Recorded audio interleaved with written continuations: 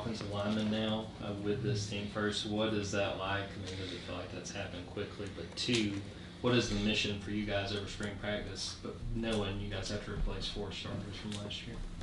Definitely, you always got to approach everything every day, one day at a time, just get as best individually as you could possibly be. And just taking every day with that approach. And, everybody's really just back to square one. It's day one spring ball. So getting back to the basics and just executing everything you possibly can and getting as good as you possibly can, whether that's on the field, off the field, how to prepare, how to treat yourself like a professional, all types of different things. Does it feel like it's happened quickly, going from you're one of the new guys to all of a sudden you're a vet? I mean, for sure. Everybody says time flies quickly, but as I acknowledge that, one of the things I told myself was, you just got to try to bring everybody along with you. So that'll be one of the big challenges this spring. Just bring people along with you and trying to get everybody max to full capabilities. With you guys replacing the 4 starters, we haven't seen a ton of some of these young guys coming up. Is there any of these younger offensive linemen that have stood out to you, and what is kind of the mentality or the wisdom you're trying to impart on some of these young guys, just to try to get them ready to start for you guys this year? Well, you come to the University of Georgia, to compete, and for a reason. So if competing is one of those reasons, then as far as competing, there goes depth, and with depth, there goes ability. So obviously everybody here is talented, and they're here for a reason. So it's honestly just about maxing everybody's potential, whether it's in the weight room or on the football field with steps, or whether it's how to prepare before practice or everything. It's just about bringing everybody together, trying to make everybody the best they could be. Yeah, as y'all look back at last season over the past couple of months, what were some of the main, issues you saw with the offensive line, and how do you go about fixing those over the next 3 or 4 weeks of spring practice?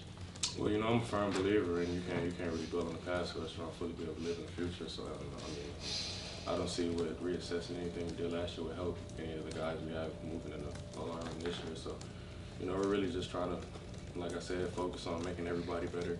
That includes myself, everybody in the room, starting with Coach Searles all the way down. Everybody has to get better. Really just trying to fulfill the max potentials every day, and that's all you can ask for. Earnest, can you give us some insight into how Coach Searles leads? We had an opportunity to talk to Tate and Xavier at the NFL Combine on Coach, but just from your perspective and the way he works with you guys and what he's able to do to inspire and teach you. Well, yeah. So we start the meeting off every day. We go over 4 things that we call like our personal DNA traits for the offensive line: our effort, attitude, toughness, and knowing what to do. We generally take pride in, as a room, reflecting those 4 traits, because going down to effort, you're giving max effort in everything. That's what you come to do. You can't not give any max effort, because then you'll be slacking. And then attitude, you have to have the proper attitude, show up to work every day, no matter how you feel, what's going on outside the white lines. Once you're stepping through the white lines, you gotta have the proper attitude to get ready at practice. Toughness embodies the position that we play. You definitely have to be tough to be offensive lineman, so mentally and physically. And knowing what to do is obviously the biggest thing. For step one, you have to know what you're doing before you ever do anything. So those are 4 traits of the whole line.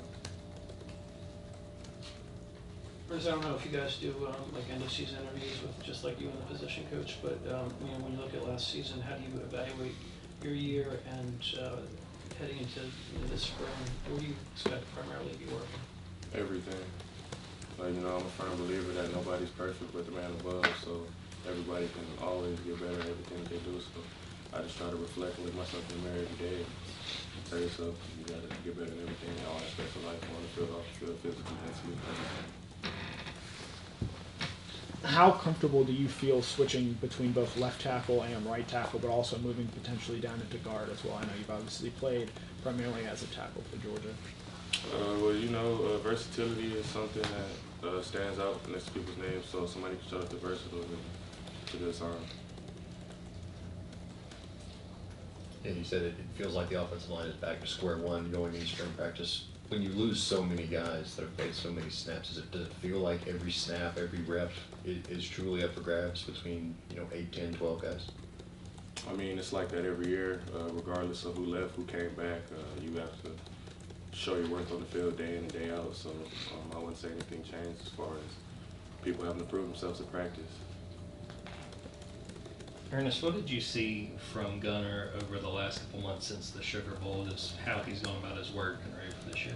Well, you know, Gunner's obviously a very likable human. You know, a lot of people don't have too many bad things to say about Gunner, but you know, just the consistency aspect of it. You know, it's easy to be who you're supposed to be for 1 day or 2 days, but just seeing somebody be the same person over the course of, I want to say 2 months now. So it's just really just consistency stands out.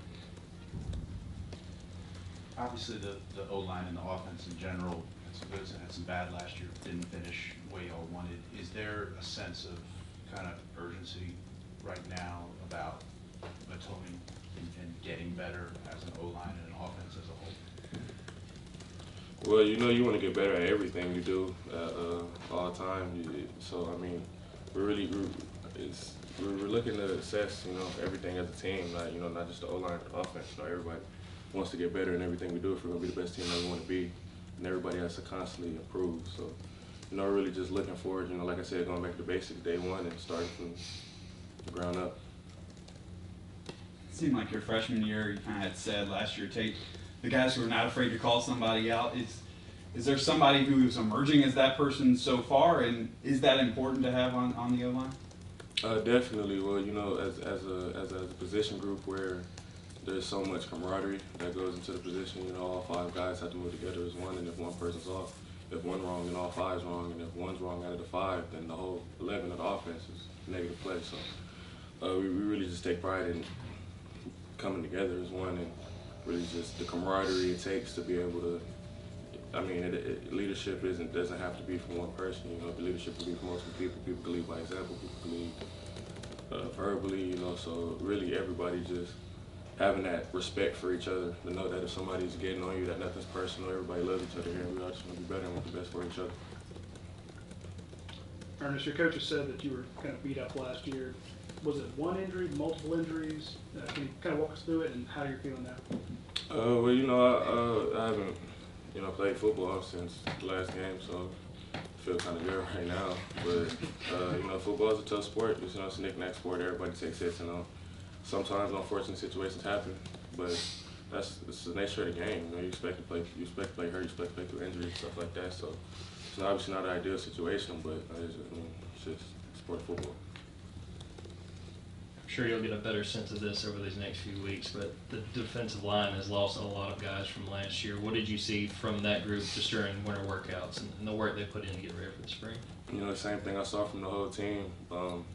We were essentially kind of a newer team, so everybody, I say, was more eager. So the team, so where did I say describe, you know, not just the D-line, but you know, most of the team this all season just eager and hungry. So really just excited to see what we can do on the football field. Ernest, Coach Smart chose you and Raylan to speak. I mean, that obviously says something about you and what you've done in this offseason. What's your message? I mean, you've seen what the fan base is like here since finishing your ball in California.